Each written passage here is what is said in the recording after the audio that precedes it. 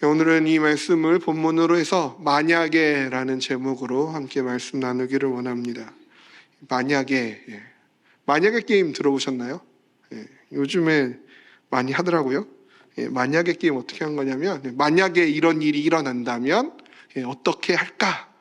그거에 대한 질문에 대해서 답을 하는 그런 게임입니다. 예를 들어서 이런 거예요. 약간 이게 그 젊은 세대들에서 하는 거라서 수위를 교회 쪽으로 좀 많이 바꿨습니다.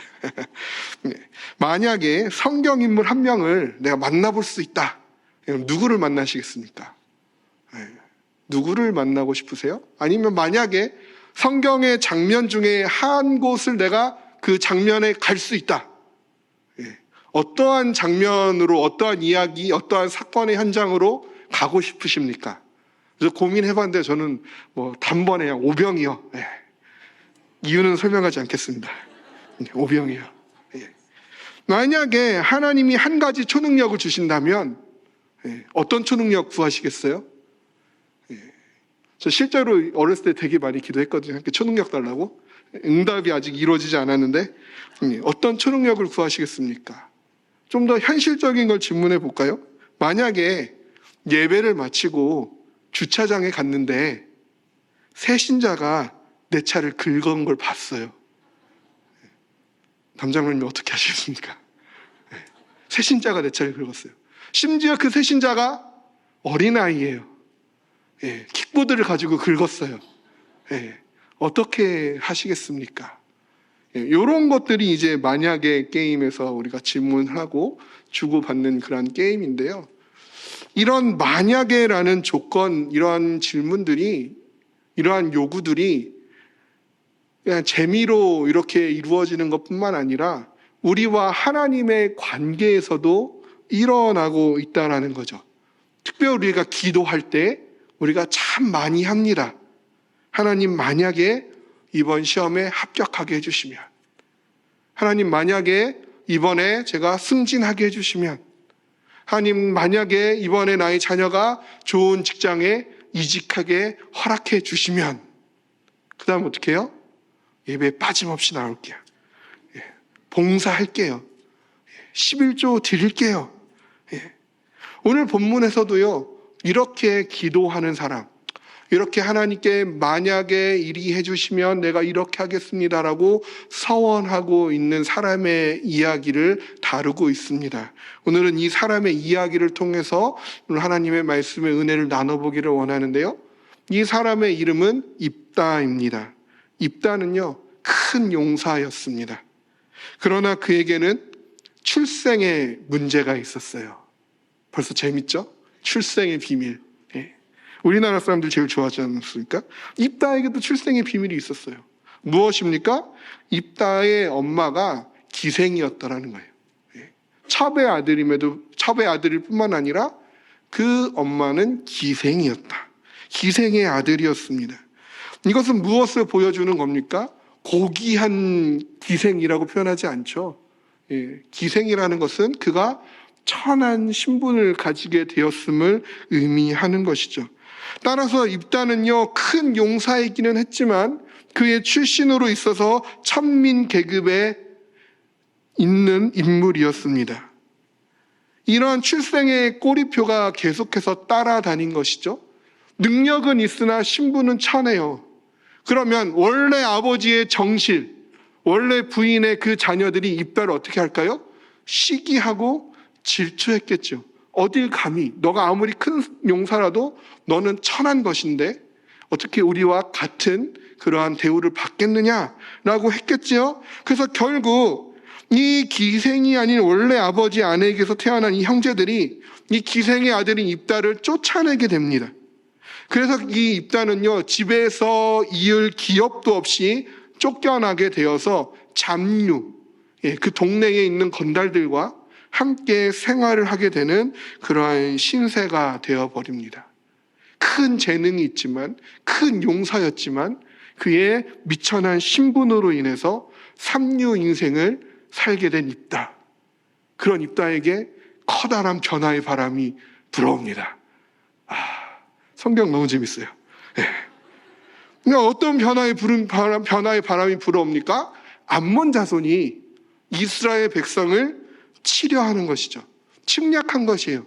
무엇이 필요해요? 싸울 수 있는 사람이 필요해요. 누가 제일 잘 싸워요? 입다가 제일 잘 싸워요. 큰 용사잖아요. 그러니까 어김없이 이스라엘 장로들이 누구를 찾아갑니까? 입다를 찾아갑니다. 그리고 협상을 벌립니다. 그게 사사기 11장 6절인데요. 입다에게 이르되 우리가 암몬 자손과 싸우려 하니 당신은 와서 우리의 장관이 되라. 협상 테이블을 펼쳤어요. 와서 싸워달라. 그러면 뭘 삼아주겠다고요? 장관으로 너를 삼아줄게. 와서 군대 장관이 되어서 군대를 거느리고 나와서 싸워달라는 것입니다. 군대 장관이라는 지위를 내세웠어요. 입다가 어떻게 했을까요? 거절합니다. 나를 쫓아낼 때는 언제고 이제 와서 힘들다고 나보고 싸워달라는 거냐죠. 너무 염치 없는 거 아니냐는 겁니다. 단칼에 거절합니다. 그러니까 이제 두 번째 제안이 들어오죠. 두 번째 협상은 첫 번째 협상보다 더 큰 걸 걸어야겠죠. 그래서 장로들은 이렇게 제안합니다. 그게 11장 8절인데요. 그러므로 길르앗 장로들이 입다에게 이르되 이제 우리가 당신을 찾으러 온 것은 우리와 함께 가서 암몬 자손과 싸우게 하려 함이니 그리하면 당신이 우리 길르앗 모든 주민의 머리가 되리라 하매. 만약에 당신이 암몬 자손과 싸워주면 전쟁이 마친 후에도 변함없이 모든 주민의 머리가 되게 해줄게. 길르앗 모든 주민의 지도자가 되게 해주겠다라는 거래였어요. 전쟁에만 당신을 군대 장관으로 삼을 뿐만 아니라 전쟁이 끝난 이후에도 여전히 당신을 우리의 지도자로 삼겠다라는 것이죠. 어떻게 되었을까요? 11장 11절에 보면요. 이에 입다가 길르앗 장들과 함께 가니 백성이 그를 자기들의 머리와 장관을 삼은지라. 허락했어요. 입다가 미스바에서 자기의 말을 다 여호와 앞에 아뢰니라. 거래는 성립되었습니다. 그리고 입다는 이 모든 일에 하나님의 확정을 받았죠. 그리고 전쟁이 시작됩니다. 이 전쟁이 시작되자마자 무슨 일이 일어났느냐가 바로 오늘 읽은 본문의 첫 번째 구절인 29절이에요. 29절 말씀을 보시면요. 이에 여호와의 영이 입다에게 임하시니 입다가 길르앗과 므낫세를 지나서 길르앗의 미스베에 이르고 길르앗의 미스베에서부터 암몬 자손에게로 나아갈 때에 이 전쟁이 시작되자마자 어떠한 사건이 일어나는데 어떠한 사건이 일어났습니까? 여호와의 영이 입다에게 임하시니 여호와의 영이요 입다에게 임하였어요. 언제 임하였습니까? 암몬 자손과 싸울 때 그것이 아니에요. 언제요? 암몬 자손에게로 나아가기도 전에 이미 입다가 이동을 하기도 전에 길르앗과 므낫세를 지나서 미스베에 이르기로 전에 이미 하나님이 먼저 여호와의 영이 입다에게 임하게 하셨습니다. 그럼 여호와의 영이 임할 때 어떠한 일이 일어나는가? 우리가 이것을 알아야 되겠는데요. 이미 여호와의 영이 임하면 무슨 일이 일어나는지 사사기 3장 10절에서 우리에게 알려주고 있는데요. 사사기 3장 10절은 이렇게 기록합니다. 여호와의 영이 그에게 임하셨으므로 그가 이스라엘의 사사가 되어 나가서 싸울 때에 여호와께서 메소보다미아 왕 구산 리사다임을 그의 손에 넘겨주심에 온니엘의 손이 구산 리다사임을 이기니라. 온니엘이 싸울 때에 이미 여호와의 영이 온니엘에게 임하셨어요. 온니엘에게 이 여호와의 영이 임하시니까 어떠한 일이 났습니까? 여호와께서 그의 손에 메소보다미아 왕 구산 리다사임을 넘겨주셨어요. 그리고 어떻게 했습니까? 그 전쟁에서 이겼습니다. 이겼어요. 여호와의 영이 온니엘에게 임하니 하나님께서 그의 손에 적군을 넘겨주셨고 이기게 하셨습니다. 오늘 본문으로 돌아와서 입다에게도 여호와의 영이 임하셨어요. 그러면 어떠한 일이 일어날 것입니까? 똑같은 일이 일어나겠죠. 그게 바로 11장 32절과 33절인데요. 이에 입다가 암몬 자손에게 이르러 그들과 싸우더니 여호와께서 그들을 그의 손에 넘겨주심에 아로엘로부터 민닛에 이르기까지 매우 크게 무찌르니 이에 암몬 자손이 이스라엘 자손 앞에 항복하였더라. 똑같습니다. 온니엘에게 임한 여호와의 영이 온니엘의 손에 적군을 넘겨주셨고 이기게 하셨어요. 아주 똑같이 입다에게 여호와의 영이 임하였고 그 여호와께서 이 암몬 자손을 입다의 손에 넘겨주심에 그가 이기었습니다. 입다도 온니엘도 똑같았죠. 여호와의 영이 임했고 여호와의 손이 넘겨주셨고 그리고 여호와께서 이기게 하셨습니다. 아주 똑같은 이야기가 반복해서 일어나고 있는 것을 보게 되지요. 그런데 온니엘의 이야기에는 없던 부분이 입다의 이야기에는 있는 게 한 가지가 있어요. 여호와의 영이 임하고 손에 넘기시고 이기게 하신 그 사이에 입다에게는 추가적인 이야기가 기록되어 있다라는 것이죠. 넘겨주시고 이긴 것이 32절과 33절이었고요. 그리고 여호와의 영이 임한 게 29절이었어요. 29절에 여호와의 영이 임했고 32절과 33절에서 넘겨주시고 싸워서 이겼어요. 그리고 요 사이에 30절과 31절에 뭔가가 들어가 있다는 거죠. 무엇이 들어가 있습니까? 우리 30절, 31절 말씀을 같이 읽어보겠습니다. 그가 여호와께 서원하여 이르되 주께서 과연 암몬 자손을 내 손에 넘겨주시면 내가 암몬 자손에게서 평안히 돌아올 때에 누구든지 내 집 문에서 나와서 나를 영접하는 그는 여호와께 돌릴 것이니 내가 그를 번제물로 드리겠나이다 하니라. 어떠한 장면입니까? 입다가 하나님께 기도하는 장면이 나옵니다. 하나님께 서원하여 기도하고 있는 장면이죠. 입다는 여호와의 영이 임하여서 싸우러 가는 도중에도 하나님께 기도하는 거예요. 얼마나 좋은 믿음입니까? 좋은 믿음이잖아요. 여호와의 영이 이미 임했어요. 근데도 불구하고 계속해서 하나님께 기도합니다. 정말 좋은 믿음인 것 같아요. 그런데 사실 지금 읽은 이 30절과 31절은 없어도 됩니다. 이 부분이 없어도 이 성경의 흐름을 이어가기에 아무런 거리낌이 없어요. 아주 자연스럽습니다. 왜냐하면 하나님의 영이 이미 입다에게 임했고 이제 남은 일은 뭐예요? 하나님께서 입다에게 암몬 자손을 넘겨주시고 그가 이기는 것만 남아있는 거예요. 그거 확실한 겁니다. 이미 온니엘의 때에 이루어졌던 일이니까요.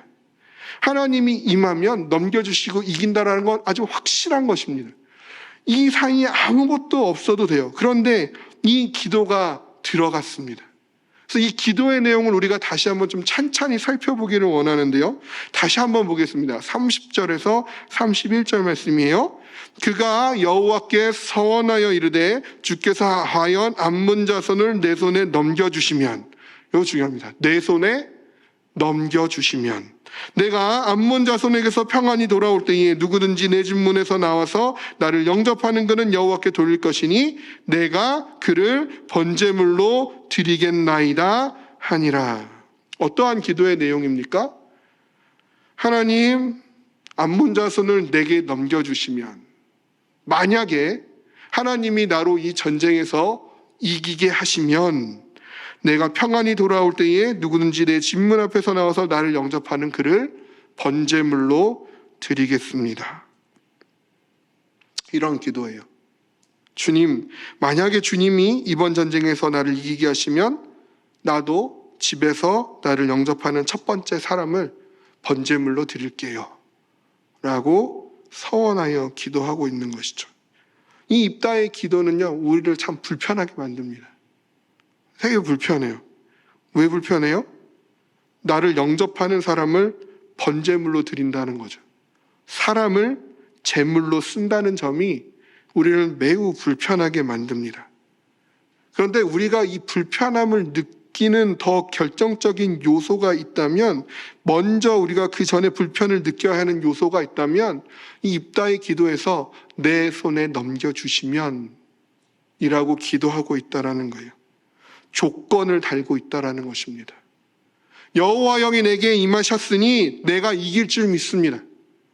여호와의 영이 내게 임하셨으니 내가 반드시 이길 것입니다 라고 확신으로 선포하고 있는 것이 아니라 이미 여호와의 영이 임한 상태임에도 불구하고 만약에 하나님 당신이 나로 이기게 하시면, 만에 하나 하나님께서 나로 승리하게 해 주신다면, 혹시 하나님께서 나로 이기게 해주시면, 반드시 일어날 일이 아니라 어쩌면 있을지도 모르는 하나의 경우로 간주하고 있다라는 것이죠.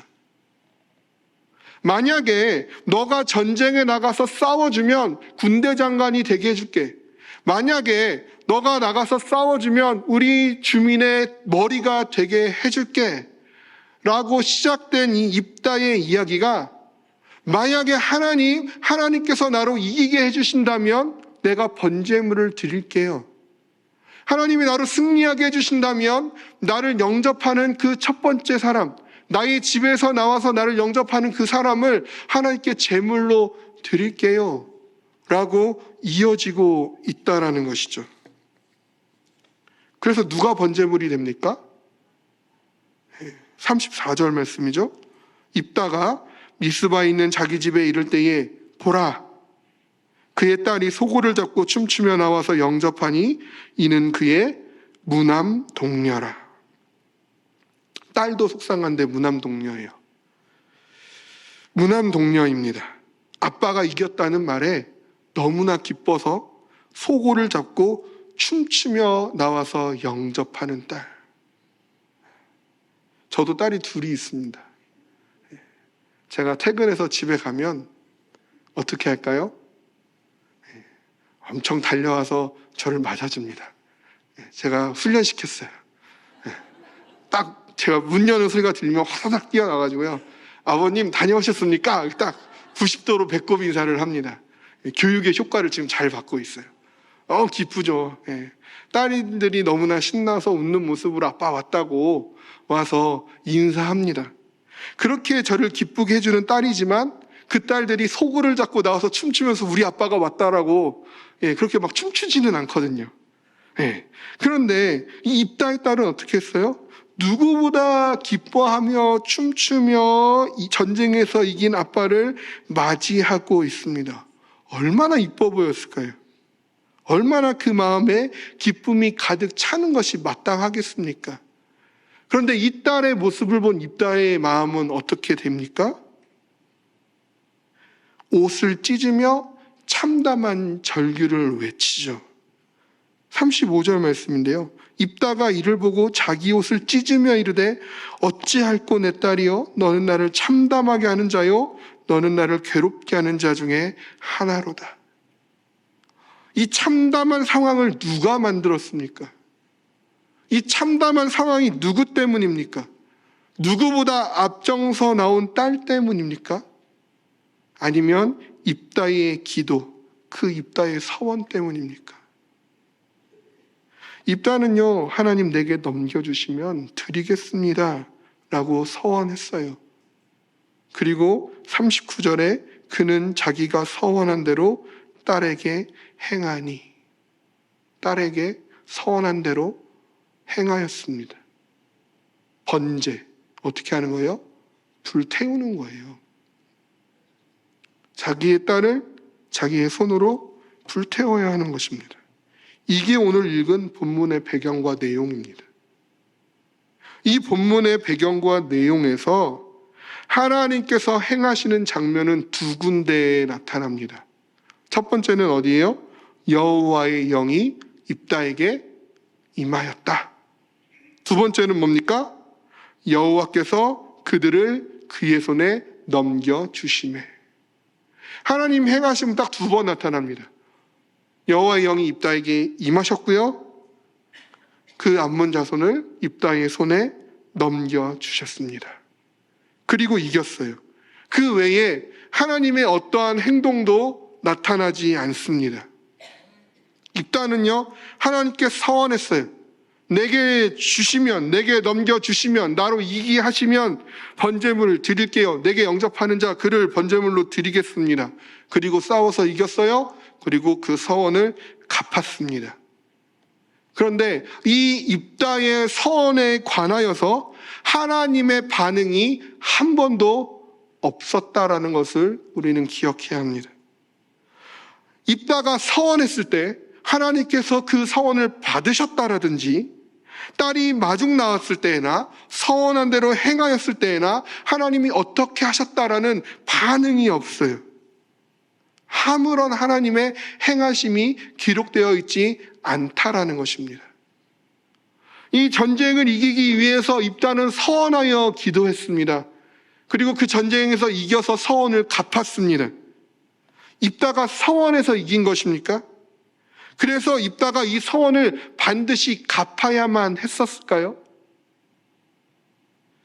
아닙니다. 아닙니다.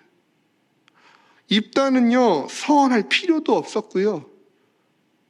이 서원을 갚을 필요도 없었다는 거예요. 왜냐하면 입다의 서원 자체가 잘못되어 있기 때문입니다. 하나님은요, 이미 서원하지 않았어도 이미 입다의 손에 넘겨주시기로 작정하셨고, 그 증거로 여호와 영을 입다에게 임하게 하셨고, 그로 인해서 이기게 하시는 거예요. 입다가 서원하지 아니했을지라도 하나님은 이미 전쟁을 입다를 통해서 이기게 하셨을 것입니다. 입다의 서원 자체가 잘못된 것이에요. 이 잘못된 첫 번째 이유는 뭐냐면요, 하나님은 사람을 번제로 드리는 것을 용납하지 아니하신다라는 것입니다. 사람을 제물로 사용하는 것은요, 당시 우상 숭배자들의 행위였어요.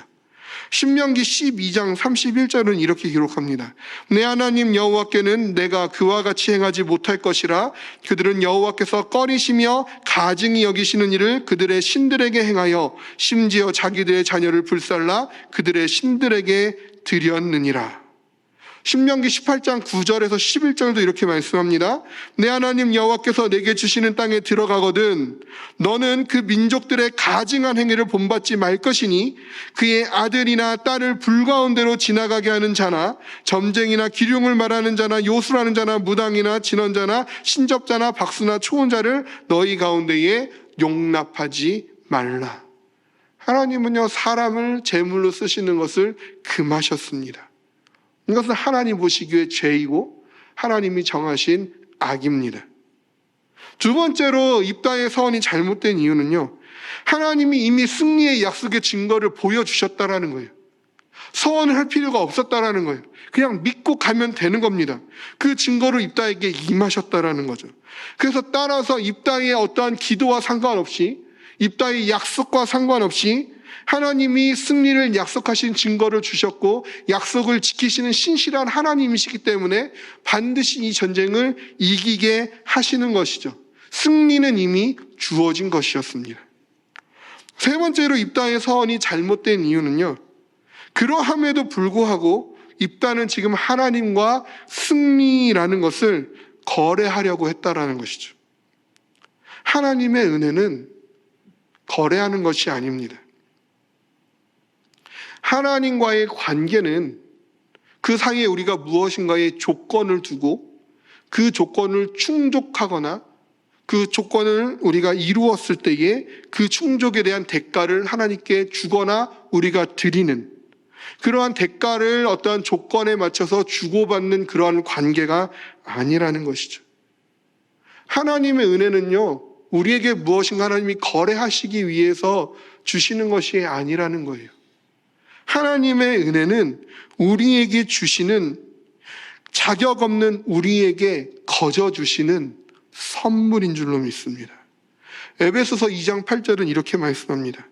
너희는 그 은혜에 의하여 믿음으로 말미암아 구원을 받았으니 이것은 너희에게서 난 것이 아니요 하나님의 선물이라.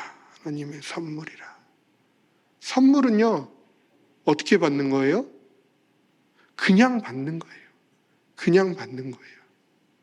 누군가 나에게 선물을 줬는데 잠시만요 하고 내가 지갑을 열어서 10,000원, 20,000원 꺼내서 약속하지만 선물 주셔서 드립니다.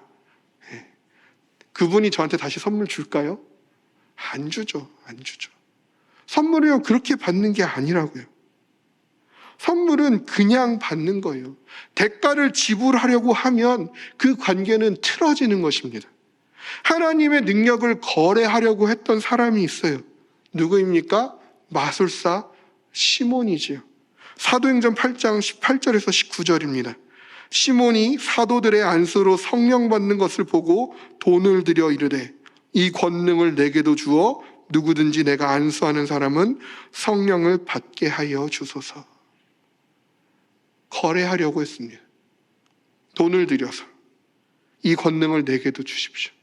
내가 돈을 드릴 테니, 내가 헌금 드릴 테니 하나님의 능력을 내게도 주세요.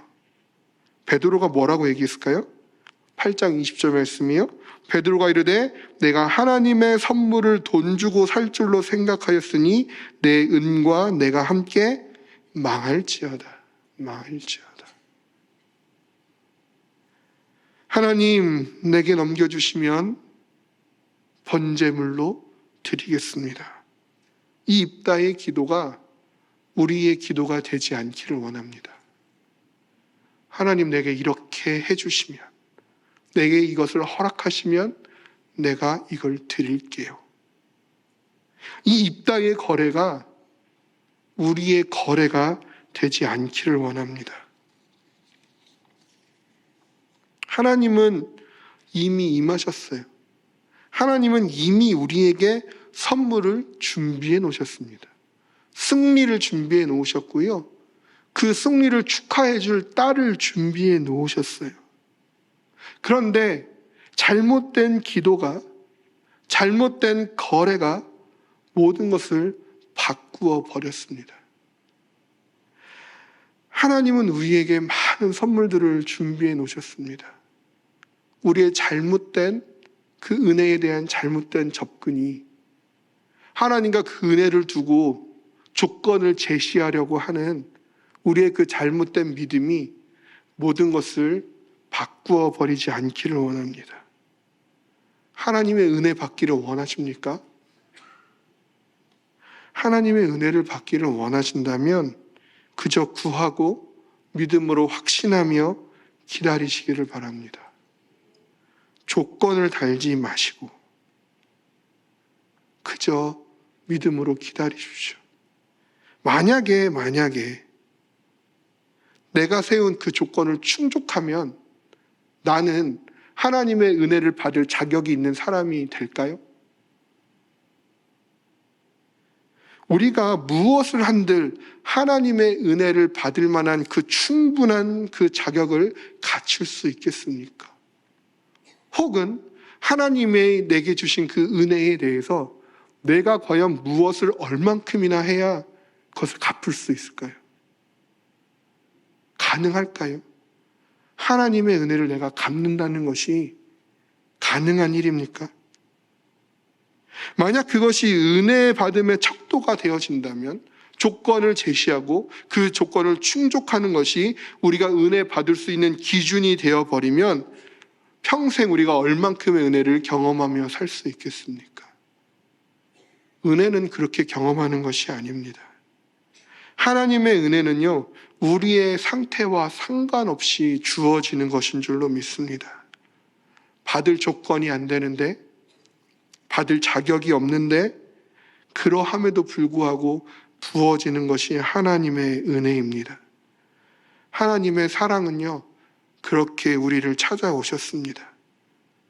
우리의 구원은 그렇게 주어졌습니다. 우리가 아직 하나님과 원수 되었을 때에 어떠한 자격도 없는 그러한 나에게 예수님께서 찾아오셨고 나의 죄를 짊어지셨고 나를 대신하여 죽으심으로 부활하심으로 나를 살리시고 나로 믿게 하시고 나로 하나님의 자녀 되게 하셨습니다. 은혜 받기 위하여 무엇을 하는 것이 아니라 주어진 은혜로 인하여 무엇을 할 수 있는가를 고민하는 우리가 되기를 원합니다. 만약에 하나님이 내게 이것을 주시면, 만약에 하나님이 내게 이것을 해주시면이 아니라 하나님께서 이것을 나에게 주셨기에 나로 할 수 있게 하시니 감사합니다라고 기도할 수 있는 우리가 되어야 하는 줄로 믿습니다. 오늘도 우리가 기도할 것입니다. 하나님의 은혜를 구하셔야죠. 은혜를 주신 하나님 우리는 구해야 합니다. 왜냐하면 은혜 없이는, 하나님 없이는 우리는 단 한순간도 살 수 없기 때문이죠. 마땅히 하나님의 은혜를 반드시 구하여야만 합니다. 그러나 조건을 달지 아니하기를 원합니다. 그저 겸손함으로 엎드려 구하시기를 원합니다. 우리가 하나님 앞에서 취해야 할 것은 하나님 이거 해주시면 내가 이렇게 할게요가 아니라 겸손히 엎드려서 주실 것에 대하여 내가 믿습니다. 하나님이 주실 것에 대하여 하나님의 영광을 위하기를 원합니다. 우리가 그러한 믿음의 결단이 우리에게 있어야 할 줄로 믿습니다. 사랑하는 성도 여러분, 하나님은 이미 성령으로 우리에게 임하여 계십니다. 세상을 이기신 주님을 따라 이기도록 다 이미 해 놓으셨습니다.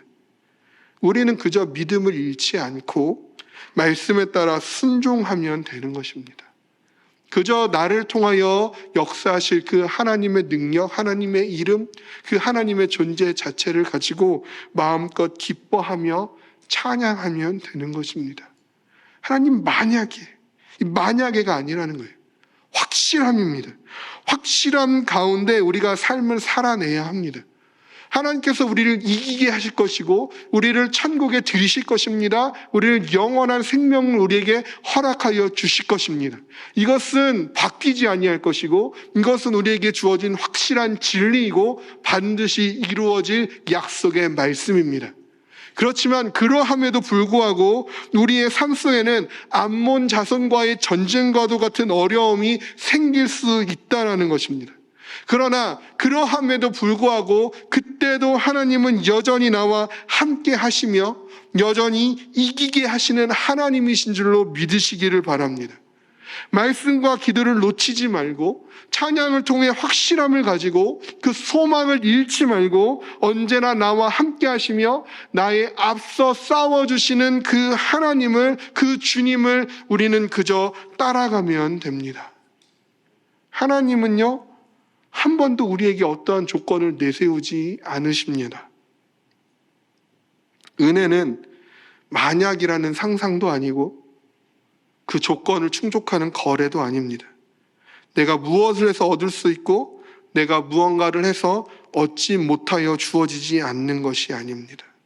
은혜는 믿는 자들에게 그저 값없이 주시는 하나님의 선물입니다.